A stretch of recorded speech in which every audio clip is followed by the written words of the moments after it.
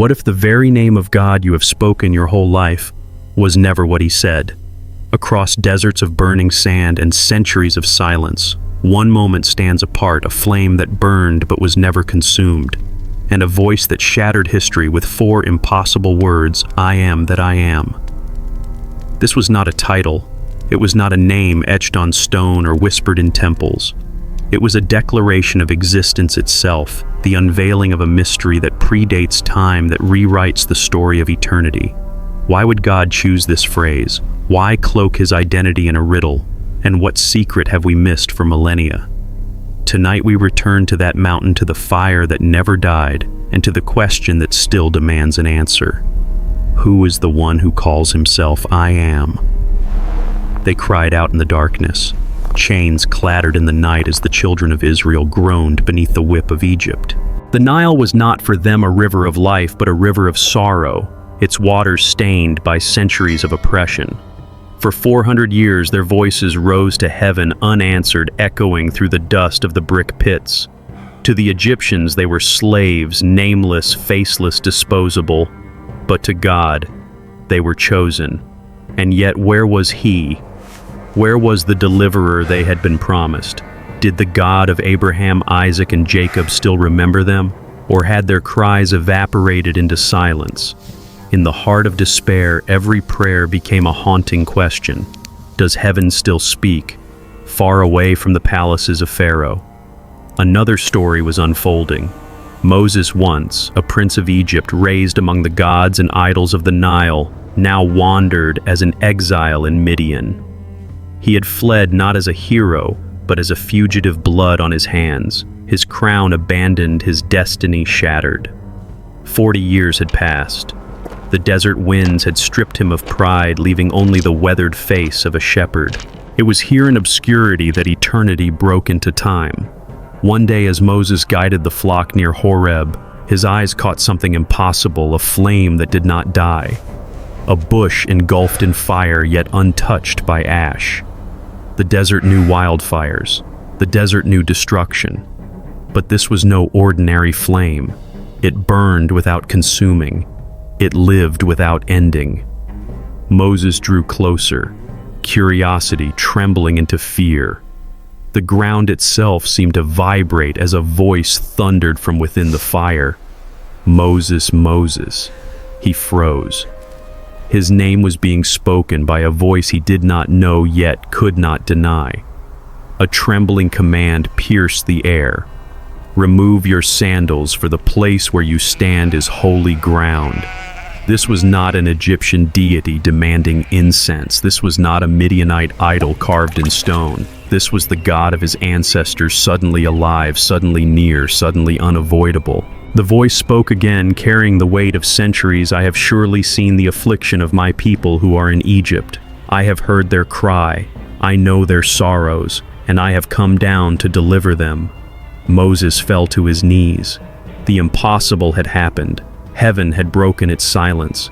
The God who seemed absent was not only present, he was listening. But the voice did not stop. It struck Moses with a commission as overwhelming as the desert wind. Come now, I will send you to Pharaoh that you may bring my people out of Egypt. Moses' heart raced. He, a shepherd, stand against the most powerful empire on earth. He, a fugitive, returned to the very land where his crime was remembered. He stammered, "Who am I that I should go?" But the question that burned deeper came next. It was the question that would define history. When I go to the children of Israel and say, "The God of your fathers has sent me," they will ask me, "What is his name? What shall I say to them?" The desert held its breath. Every slave in Egypt, every idol in its temple, every nation watching would hang on this answer. And then it came, a voice like thunder wrapped in eternity. I am that I am. A desperate people longed for a name, but God did not give them a name. He gave them the definition of eternity. This was more than identity. This was existence itself. The Egyptians named their gods after falcons, rivers, and suns, fragile, dependent, bound by creation. But here was a God unbound. He was not Ra rising each dawn, not Osiris resting in a tomb. He was not a god who could be dethroned or forgotten. He simply was. He always is. He always will be. And yet the phrase carried a hidden mystery. In Hebrew, Ehyeh Asher Ehyeh could mean not only I am who I am, but also I will be who I will be. A God not locked in the past, but a God who moves forward into the future, unfolding himself through history. This was a declaration unlike any ever spoken. God was self-existent, unchanging, sovereign over all. The very fabric of reality was his. Without him, nothing could exist. Without his breath, nothing could continue. Moses trembled. How could he carry such a message? How could a slave nation believe it? And yet this was the word that would shatter their chains. Not a new idol, not a new ritual, but the revelation that the true God does not need anything from man. He simply is, and he will be forever. This was not a God competing with Egypt's pantheon. This was the God who stood outside every pantheon. The fire flickered, but did not fade. The voice grew quieter, yet more commanding. This you shall say to the children of Israel, I am has sent me to you. And with that, Moses knew this mission was not built on his strength, his wisdom, or his past. It was built on the one who is beyond past, beyond future, beyond time itself. From the burning bush to the throne room of Pharaoh, the power of this name would echo. And one question would haunt both kings and slaves alike: who dares stand against the one who simply is? And so, from a forgotten desert to the halls of empire, the mystery of this name began its journey. But what does it truly mean to call God I am? What hidden depth lies within this phrase that no empire could contain? The words echoed in the desert air. Ehyeh Asher, Ehyeh. Strange syllables, raw and ancient, carried on the wind like thunder wrapped in mystery. To Moses, it was not merely a sound. It was a weight, a presence, a force that seemed to press against his very soul. This was not a title like Pharaoh's crown, not a name like Ra or Osiris, but something far older, far more unshakable. In Hebrew, Ehyeh Asher Ehyeh resists translation. It is both simple and infinite. Some render it, I am who I am. Others, I will be who I will be. Each word folds into the other, bending past, present, and future until time itself seems to dissolve. It is not only about being, it is about becoming. God was not describing himself in a moment. He was declaring himself across eternity. For the slaves of Egypt, desperate for a deliverer, a name would have been enough. A new title for their prayers, a banner to rally behind. But what God gave them was far greater. He gave them a revelation that he is self-existent, uncreated, dependent on nothing. Unlike the gods of Egypt who demanded sacrifices just to maintain their power, this God required nothing to survive. He was not fed by worship. He was not sustained by ritual. He was not tied to temples of stone or carved images of gold. In a world of gods who needed men, here was the God who needed nothing, but gave everything. The revelation of I am meant that he was unchanging. Empires rise, pharaohs fall, dynasties crumble into dust, but the one who spoke from the fire remained the same. He was yesterday, today, and forever. For a people crushed under shifting rulers and merciless overseers, this was not just theology. It was survival. If he was unchanging, then his promises were unchanging. If he had once sworn to Abraham that his children would inherit a land, then that promise could not die in the mud of Egypt. This was not merely a comfort. It was a challenge to the order of the world. Egypt's gods could be appeased with blood and incense. Their power waxed and waned with the favor of priests and kings. But the God of Moses declared himself sovereign author of history itself, orchestrator of every rise and fall. The God of Israel was not one story among many. He was the storyteller of them all. Every empire sought to immortalize its gods. The pyramids stood as eternal monuments to pharaohs who claimed divinity. Yet the one speaking from the bush did not build his temple with human hands. His monument was existence itself. Every breath of wind, every grain of sand, every heartbeat in man and beast, each whispered his eternal name, I am. But the phrase held another hidden twist. When God said, I will be who I will be, he hinted at something unfolding, something yet to come. His identity was not static like a statue frozen in marble. It was a live dynamic reaching into the future. The revelation was not simply about who he was on Sinai, but who he would prove himself to be through history. He would be deliverer in Egypt. He would be lawgiver at Sinai. He would be shepherd in the wilderness. He would be king above kings in the promised land. And one day he would step into flesh and declare before astonished crowds, before Abraham was I am. The fire in the bush was not the end of the story. It was the beginning of a revelation that would one day walk among men. In this moment, Moses understood that he was not carrying a new doctrine. He was carrying the very essence of being itself. When he would stand before the Israelites broken and weary, he would not speak the name of a tribal god. He would bring them the voice of the eternal. When we hear those words, I am that I am, do we imagine a distant deity locked in the past? Or do we grasp the mystery of a God who is self-existent, unchanging and sovereign, yet still moving, still becoming, still revealing himself in our lives? This name was never meant to be studied like a relic. It was meant to be lived. The desert wind grew still as the voice faded, but the fire did not die. The command had been given. Moses was to carry the revelation of the eternal into the land of chains and idols. It would not be an easy journey. Pharaoh's heart was iron, Egypt's gods were many, and the people themselves were weary of hope. Yet the power of this name would prove stronger than any empire. And so we stand at the edge of history's great confrontation, the eternal I am against the false gods of the world's greatest kingdom. But how would this revelation collide with the pantheon of Egypt?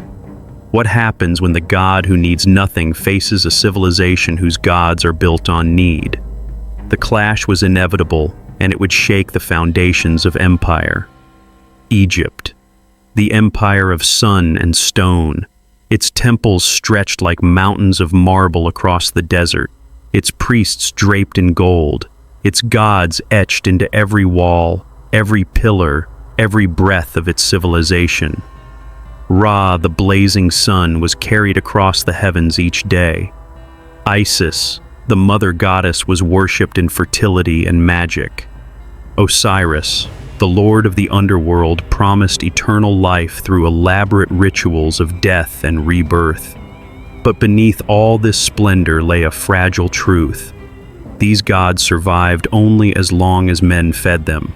They required offerings of bread and blood, endless chants, rivers of incense, and monuments that clawed into the sky. The gods of Egypt were hungry, dependent, bound to the hands of priests and the fear of the people.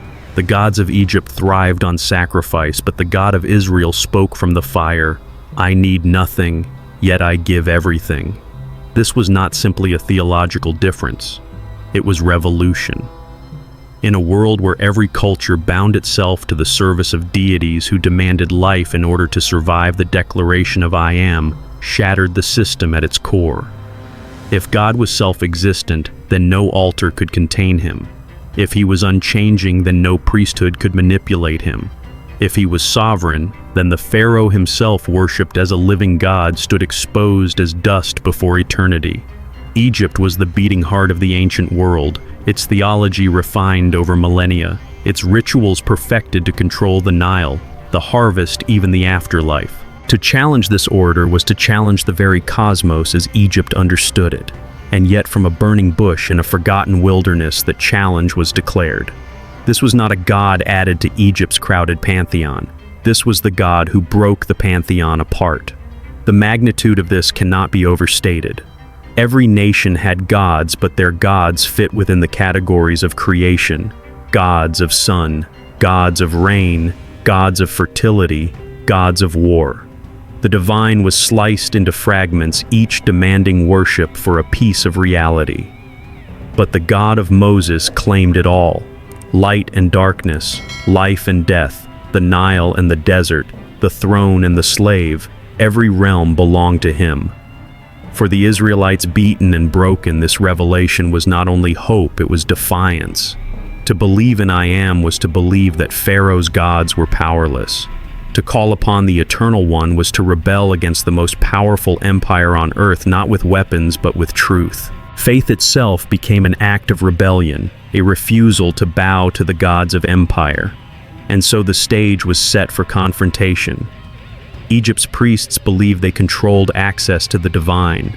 Pharaoh believed his throne was secured by Ra himself. But the God who spoke from the flame announced that he ruled without temples, without rituals, without dependency. If Israel's God was true, then Egypt's gods were lies. If he was eternal, then their rituals were illusions. If he was sovereign, then their empire stood on borrowed time. This was not just theology, it was warfare. Not fought with swords, but with plagues. Not fought in temples, but in the heavens. As the Nile turned to blood, the sky rained fire, and the sun itself went dark. Each plague was not random suffering, it was a strike against a specific Egyptian god. The Nile god humbled, the frog goddess silenced, the sun god Ra eclipsed in darkness. The fire of Sinai was not content to remain in the desert. It marched into Egypt and tore the masks from its gods. In this we see the radical beauty of the name I Am. While idols grasped for power, the Eternal One revealed himself not in need, but in generosity. Not in desperation, but in sovereignty. Not in weakness, but in presence. Do you feel the tremor of this revelation? Egypt's empire of gods collapsed before the Eternal. This was more than history, it was the fire still burning in our own age. If you sense its echo, share what stirs within you, not as a comment alone, but as a testimony that the flame of the bush has not gone out, but still burns in our world today. And so from the deserts of Sinai to the golden halls of Egypt, the war of gods began. But this was not a battle of equals. It was a collision of illusion against reality, of shadow against substance, of hunger against abundance. But what exactly does it mean to say that God is self-existent, unchanging, and sovereign? To understand this is to understand the very foundation of faith itself. In the next chapter, we will peel back the layers of this name and discover why I Am is not just theology, but the very heartbeat of existence. The fire spoke. The name thundered. And yet what happened next across history was not only revelation, but concealment. For the name that shattered Egypt would itself become shrouded, whispered only in veiled echoes hidden behind layers of reverence and fear. Among the people of Israel, the commandment was clear: you shall not take the name of the Lord your God in vain. But the weight of that command grew heavier with time. To protect themselves from accidental blasphemy, they began to avoid pronouncing the name altogether. Instead of speaking the sacred four letters, YHWH, they said Adonai the Lord. The eternal name was given as a gift of presence, yet human fear turned it into a silence. Generations passed, and with each generation the name slipped further into secrecy.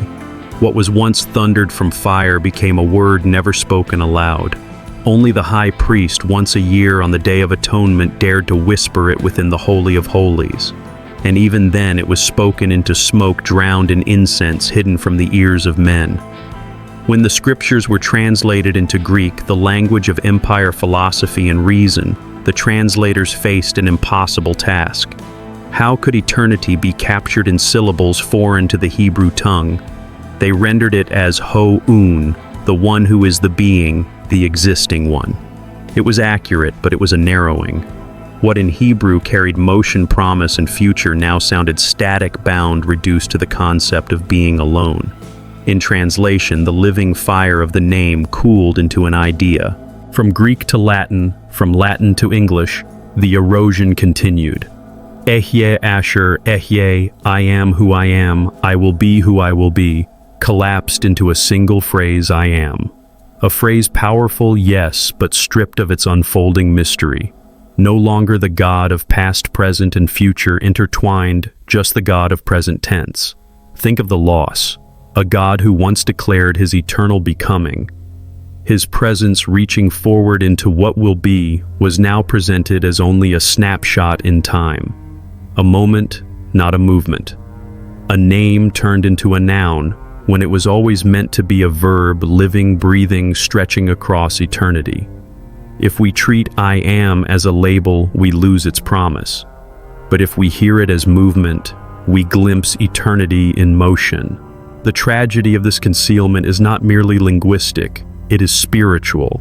A God confined to the word I am alone becomes distant, abstract, static. But the God who says, I will be who I will be, is the God who steps into history, who unfolds his character through time, who proves himself faithful again and again. This is why when the burning bush spoke, the Israelites were not simply given a definition, they were given a destiny. They were told not only who God was, but who he would be for them. Deliverer, provider, sustainer, judge, redeemer. The name was not just about God's identity, it was about Israel's future. The name was never meant to be locked in a temple, it was meant to walk beside his people. And yet history buried it. Fear silenced it. Translation diluted it. The deeper meaning of the name faded into obscurity, hidden behind titles reduced to words that missed its pulse. What was once thunder in the desert became a shadow in the pages of dictionaries. How many of us today, when we hear I am that I am, imagine a static declaration, a distant deity, a riddle never solved? How many have missed that this phrase was always a living promise, an unfolding covenant, a revelation that God is not only present, but also future? If we hear only a name, we miss the future. But if we hear the future, we discover a God who is always becoming present. This is the tragedy and the invitation. The tragedy is that centuries of silence and translation have hidden the depth of the eternal name. The invitation is that the mystery still waits for us to recover it. The fire has not died. The voice has not been silenced. It still speaks to all who will draw near, as Moses once did, trembling before a flame that would not burn out. The concealment of the name was never the end of the story. In fact, it was the setup for something greater. For in the centuries to come, the Eternal would reveal himself again, not from a bush, but in flesh and blood. Not only as I am, but as the bread of life, the light of the world, the resurrection, and the life. But before we reach that moment, we must ask, what does it mean practically and theologically to worship a God who is self-existent, unchanging, and sovereign? What does it mean for a slave in Egypt or for us today to trust in a God who simply is and always will be? The answer lies in the very heartbeat of the name itself.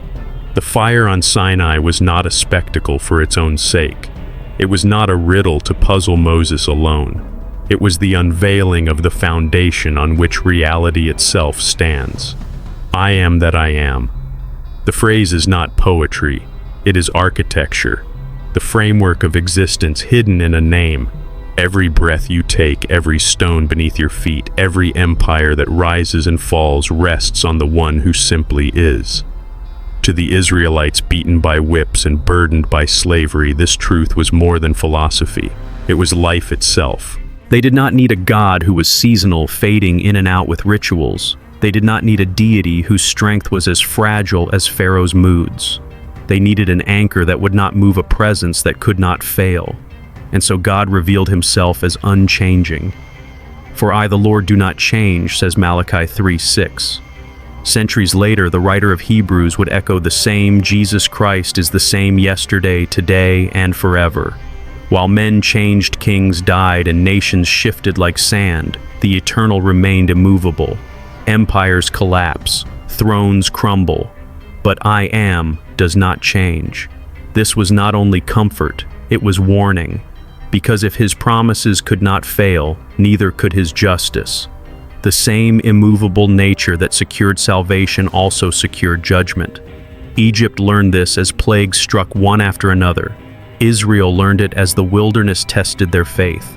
And we learn it still every time we hope in human leaders only to watch them fade into dust. I Am was not only unchanging, it was self-existent. Unlike the gods of the nations who required food, incense, and blood to survive, the God of Israel existed before creation and apart from creation. He needs nothing, but everything needs him. As Paul would later write to the Philippians, "My God will supply all your needs according to his riches in glory in Christ Jesus."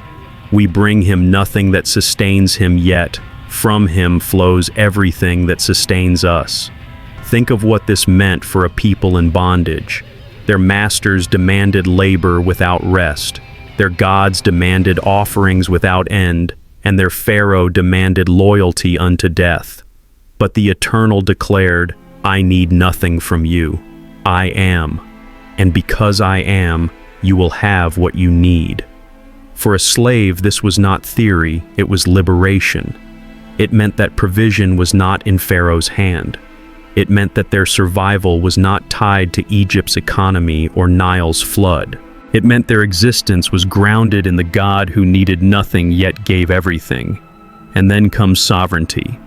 If God is unchanging and self-existent, then he is also supreme. Isaiah 46:9-10 records his words, "I am God, and there is none like me. I declare the end from the beginning, and from ancient times things not yet done." He is not one actor on history's stage. He is the playwright, the director, the beginning, and the end. History is not a spiral of chance. It is a script written by the one who already knows the final scene. Imagine the terror and hope of such a claim. For Israel, it meant Pharaoh's power was temporary, his empire already numbered. For the nations, it meant their gods were illusions, powerless to control the script. And for us, it means that the chaos we see is not chaos to him, it is orchestration. He holds the threads. If this is true, then no promise he has spoken can fail. His covenant with Abraham stands. His word through Moses endures. His revelation in Christ remains unbroken. The eternal name guarantees not only his existence, but the endurance of his will. If he is I Am, then his promises are not predictions, they are certainties. This is why the revelation mattered then, and why it matters now. It was not abstract doctrine for scholars to debate. It was survival hope and destiny for those crushed under empire. And it is the same for us. When our foundations shake, when nations crumble, when the future feels uncertain, we return to the fire that does not burn out. Every empire has its end. Babylon fell, Egypt fell, Rome fell, kingdoms rose and were erased, but the eternal remained, and the eternal still remains. Climactic shock line. Every empire can collapse, but I Am will never change. This is not only the history of Israel, it is the history of humanity. Men trust in power, wealth, and empire, but only one foundation stands unshaken, the God whose very name is existence. And yet the mystery deepens. For centuries later, that same eternal word would take flesh and stand among men, daring to speak the forbidden phrase on his own lips. Before Abraham was I Am. How could this be? In the next chapter, we will step into the unfolding of the name and the life and words of Jesus, when eternity itself walked in human form. Centuries passed. The fire that once burned on Sinai seemed distant, locked in scrolls, recited in synagogues, whispered in prayers, but veiled in silence. Israel waited. Prophets came and went. Empires rose and crushed them. Babylon, Persia, Greece, Rome. Each time they asked, "Where is the God who declared I Am?" And then, in the unlikeliest of moments, eternity stepped into time. A carpenter's son from Nazareth stood before crowds, teaching with authority, unlike the scribes, healing with a power no priest could replicate. forgiving sins with a voice that shook the boundaries of heaven and earth. Who was this man? The tension boiled to its peak in John chapter 8. Jesus stood in the temple courts, surrounded by scholars and elders pressed by questions, accusations, hostility. They demanded to know, "Who are you?" He spoke of Abraham, their father of faith. They scoffed, "How could he know Abraham?" And then he said the words that ripped through centuries of silence. "Before Abraham was I am." With a single phrase, the man from Nazareth reached back beyond the patriarchs and declared himself the voice from the burning bush.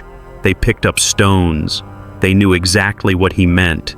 This was no metaphor, no poetic flourish. Jesus had invoked the unspoken name, the forbidden declaration of divinity. He was not merely claiming to be a prophet or teacher. He was claiming to be the eternal himself.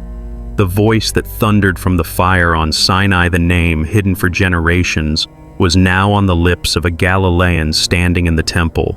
The I Am had become flesh. The holy name in the flame now wore flesh and walked among men. The Gospel of John records 7 staggering declarations, each beginning with those forbidden words, "I am." They were not random metaphors. Each was a deliberate echo of Sinai, a revelation of who the Eternal would be for his people. I am the bread of life, the one who sustains not with manna in the wilderness, but with life eternal. I am the light of the world, the flame that guides through darkness, no longer a bush in the desert, but a beacon for all nations. I am the gate, the entry to salvation not through ritual, but through relationship. I am the good shepherd, the one who leads, protects, and lays down his life for his flock. I am the resurrection and the life, the one who conquers death itself, not just promising deliverance, but embodying it. I am the way, the truth, and the life, not a teacher of paths, but the path itself. I am the true vine, the source of fruitfulness, the lifeblood flowing through his people. Each I am was not a title, each was a crack in history where eternity bled into time. No wonder the crowds were divided. Some fell at his feet in awe, others plotted his death in rage.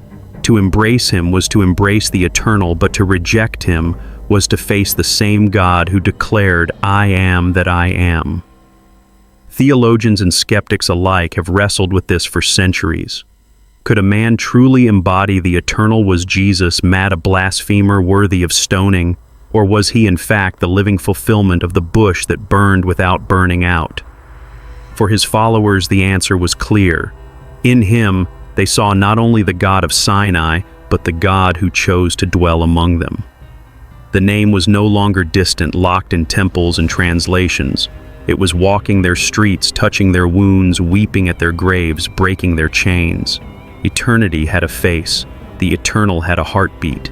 The same God who declared, "I am that I am," now declared, "I am with you always, even to the end of the age." The infinite became intimate. The unchanging became incarnate. The sovereign scriptwriter stepped onto the stage he himself had written. This is not just history. This is encounter. If the I Am walked into their world, he walks into yours. Do not treat this as distant theology. This is the eternal calling your name. If you feel the echo, share your heart. Not as a casual comment, but as a confession, you too are hearing the call of eternity. The chapter of Sinai was never closed. It was carried into Galilee, into Jerusalem, into the upper room, into the cross, into the empty tomb. The flame still burns. But if the eternal became flesh, what does that mean for our lives now? What does it mean to follow a God who is both beyond time and yet present in every breath we take? In the next chapter, we step into the living application of the name when the eternal I Am becomes the unshakable foundation of our daily existence. The revelation of I Am that I am was not left on Sinai. It was not confined to Moses, to priests, or to prophets. It was meant to break into daily life, into hunger and need, into sorrow and fear, into the quiet struggles that no empire sees. For what good is eternity if it does not meet us in the fragile hours of our existence? The Eternal does not dwell only in temples of stone. He dwells in kitchens, in hospital rooms, in lonely prayers whispered in the dark. Imagine a woman worn and weary. She is a mother left to raise her children alone. The cupboards are empty, the rent unpaid, the shadows of despair closing in. She folds her hands, not to Ra, not to Isis, not to the idols of empire, but to the Eternal One. Her prayer is simple: God, I have nothing, but you are I am. And then a knock at the door. A neighbor unknowing arrives with food. A bill is covered. Strength is renewed. No thunder in the sky, no burning bush in the desert, but the same God is present. The one who parted seas still parts despair, not with spectacle, but with provision. This is the mystery of I Am. He is not only the God of Sinai and Calvary, but the God of kitchens and cradles, of paychecks and tears. He is not only the eternal above time, but the presence within time. He does not merely rule history, he inhabits our stories. When he declares I am, he dismantles every whisper of I cannot. The single mother is not abandoned. The brokenhearted are not forgotten. The weary are not crushed forever. You do not have to live in the shadows of I cannot, for you are surrounded by the light of I am. The scriptures echo this again and again. David, hunted like prey, still declared, "The Lord is my shepherd, I shall not want." Paul, beaten and chained, still wrote, "My God will supply all your needs according to his riches in glory." The eternal flame does not extinguish in deserts, it burns in prisons, in exile, in hardship. What is your Egypt? What chains whisper that you cannot go on? Hear the voice from the fire I am. Not I was, not I will be, but I am present here now. Hope is not an idea, it is a person whose name is being itself. The beauty of this truth is both cosmic and intimate.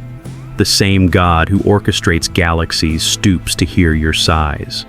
The same hand that wrote history stretches to lift your burdens. The sovereign author who declares the end from the beginning also listens when you whisper at midnight. This is why faith is not mere belief, it is relationship. To trust I am is to anchor your existence not in your own strength, but in the one who is existence. To follow him is to step into light even when the path is shadowed. To rest in him is to know that even when the world shakes, the foundation remains. The fire of the bush still burns not on Sinai, but in every heart that dares to trust him. Consider the testimony of countless saints across time. In dungeons they sang, in famine they gave thanks, in persecution they clung to the promise, not because their circumstances were good, but because their God was faithful. Their strength was never in I can, but in I am. And this truth confronts us now. Will we live chained to fear, or anchored in the eternal will we measure our future by our resources or by his presence? Will we allow I am to remain an ancient phrase, or will we dare to let it breathe in our own story? This is the moment of encounter. If you feel the weight of your own, I cannot speak it. And then let the eternal answer I am. Share what you sense in this moment, not as casual words, but as sacred testimony. For when we declare it together, the fire that burned for Moses burns again in us. The name is not a relic, it is a revolution that begins in your soul. And so the story continues. From Sinai to Egypt, from Galilee to your own life, the voice of the Eternal has not fallen silent. The bush still burns, the flame still speaks, the name still holds. But the journey is not finished. For if I am is the anchor of our existence, then what does this mean for the future of the world itself? What happens when the Eternal writes not only our personal stories, but the destiny of nations? In the next chapter, we step into the sweeping vision of God's sovereignty over history itself. The fire of Sinai did not burn for Moses alone. The revelation of I am that I am was not a relic for ancient scrolls or a mystery sealed in dusty libraries. It was always meant to cross the centuries, to pierce through empires, to survive translation and silence, and to arrive here now before you. The eternal is not a story you study. He is a presence that studies you, knows you, calls you. The God who spoke from the flame was not content to be an object of speculation or debate. He revealed himself not merely to be described, but to be encountered. His name is not an academic puzzle. It is an invitation into relationship. When Moses asked for a name, God gave him more than a title. He gave him a presence. And today, the same presence whispers into the silence of your own life, I am. Not distant, not past, not hypothetical, but here. What does this mean? It means that the eternal is not trapped in the pages of history. He is not a ghost of religion past. He is alive, unchanging, present in this very moment, listening to your breath, watching your story unfold. You are not merely learning about eternity, you are being named by eternity. For generations, men have studied God as though he were an object outside themselves. But the revelation of I Am confronts us with something deeper. You cannot look at him without him looking at you. You cannot ask his name without him asking yours. You cannot approach the fire without being invited to step into it. Doctrine can inform you, ritual can remind you, but the name this name transforms you. The unchanging one becomes your stability. The self-existent one becomes your provider. The sovereign one becomes your guide. This is no longer theory. It is encounter. Think again of the single mother, the weary worker, the grieving widow, the forgotten elder. They do not need philosophy. They need presence. They need to know that their emptiness is not final, that their sorrow is not unseen, that their weakness is not the end of the story. And the eternal speaks into every shadow I am. It is a declaration and a promise. A declaration that he is God and you are not. A promise that he is near and you are not alone. What is the question of your heart tonight? What is the fear that gnaws at you, the memory that haunts you, the doubt that chains you? Listen, because the answer from the bush is the same answer from the cross, the same answer from the empty tomb, I am. Your weakness says, I cannot, but his voice interrupts, I am. This is not a demand for perfection.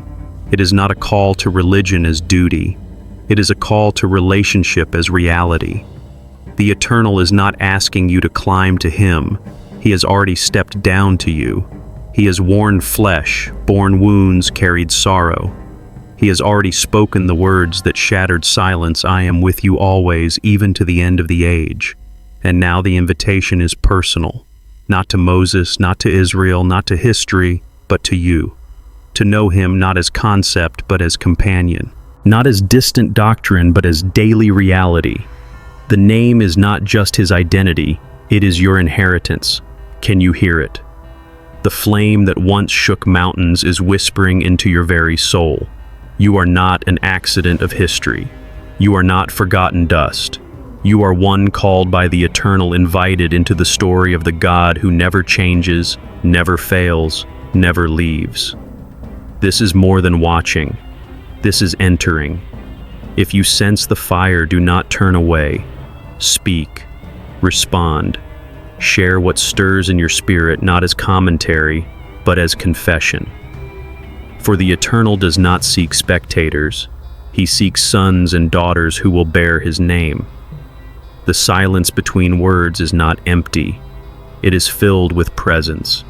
The invitation is alive. You are not only hearing history, you are standing at the burning bush of your own life. And so we arrive at the end of the journey, but also its beginning. From Egypt to Sinai, from Galilee to Golgotha, from scripture to your story, the voice has never been silenced. The name still speaks, the fire still burns, the eternal still calls. You have studied the mystery, you have heard the history, but now the decision rests with you. Will you treat I am as a phrase, or will you answer him as a person?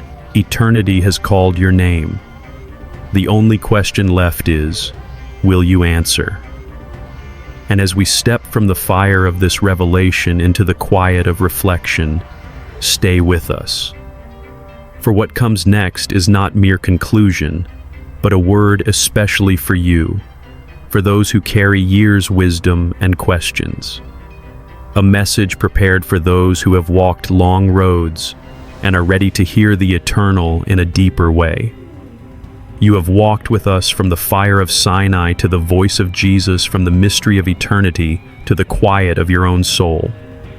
And now the question is not only what you have heard, but what you will carry. The name I Am is not a relic of ancient history. It is a compass for your present and a promise for your future. For those of you who have walked long roads, who carry the weight of years, who know both joy and sorrow, this is the gift the eternal has never changed. His promises have not weakened with time. His presence has not grown distant with age. Your life is not defined by what is faded, but by the one who remains. Your story is not measured by losses, but by the eternal hand that still writes through you. I Am means that hope is never past tense. It means that your legacy is not over. It means that even now in these later chapters, eternity is calling your name. So walk forward with faith, stand strong with wisdom, and live as those who carry the flame of the name. From the burning bush on Sinai to the quiet corners of your own life today, one truth has carried across time: I am that I am. This was never only an answer, it has always been an invitation. An invitation to trust, to hope, to walk with the eternal in every season of your journey. We have traced the mystery through history, from Moses to Jesus, from empire to exile, from revelation to relationship. And now, as this story closes, your story continues. The question is no longer what Moses heard, but what you will do with the voice that still calls your name. If this journey has touched you, let it live beyond this moment. Like this video so the message can reach further. Share it so others may discover the same hidden fire. Leave your thoughts in the comments, not for algorithms, but as a testimony to this community that you too have heard the eternal whisper. And stay with us, because the journey does not end here. For ahead lies more history, more mystery, more revelation, where eternity will once again meet time.